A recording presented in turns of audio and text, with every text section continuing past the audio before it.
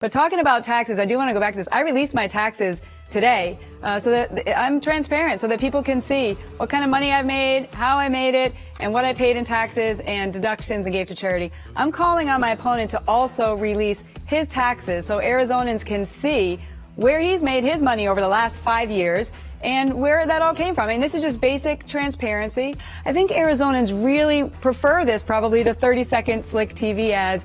So why don't we do this 3 more times in the next few weeks? We could go to Green Valley, we could go to Yuma, we could go to Prescott. I'm sure the local media would support, holding these debates.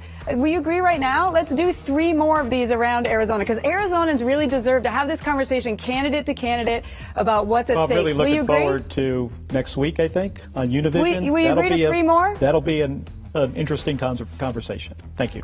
All right. Well, that kind of proves my point, Arizona. You know, my opponent, unfortunately, when the vice president of the Border Patrol Council went to meet him at the Veterans Day parade last year and just reached his hand out to shake his hand, he wouldn't shake his hand, turned away and said, "You're one of them." When nobody was looking. This is what Mark Kelly did. He says he's border for security, but then he turns his back and won't shake the hand of a Border Patrol agent. Did you not shake the hand of a federal law enforcement officer? That never happened. I will shake anybody's hand anytime. I'm the son of 2 police officers. My mother was one of the first female police officers in northern New Jersey. I don't know where Senator McSally gets this stuff from. But from the agent. Do you believe in more border security? Yeah, well, first of all, the question was about sales tax. And Republicans and Democrats can agree on a couple things related to health care. First is we will always protect pre-existing conditions. There's nobody who disagrees with that. The second is that Obamacare is failing. It's not working. And so what I'm doing is fighting for more options for people. We took away the penalties because the way Obamacare worked, that if you couldn't afford their unaffordable health insurance, the government was fining you. And so I'm fighting for more options for small businesses to band together, for people to have choices. But this public option, which is Bernie Sanders light, really it's the next path to the full government takeover of healthcare. This is going to have, you can't have a public option compete with private health insurance. Everybody who gets health insurance from their employer is eventually going to lose it. The full government will take over. And Medicare, as we know it, will be collapsed. Any seniors tuning in under this expensive plan that is the first step to the government takeover of healthcare. What I want to know, Mark, is how much is the public option going to cost?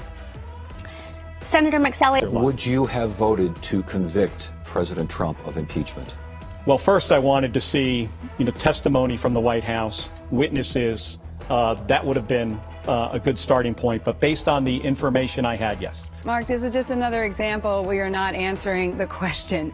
Another example of trying to say basically nothing to get elected. But you know right well, the winner of this race could be seated right away, as early as November. So you don't get to decide the timing. You just get to decide what your vote is. Would you vote yes or no on Judge Barrett?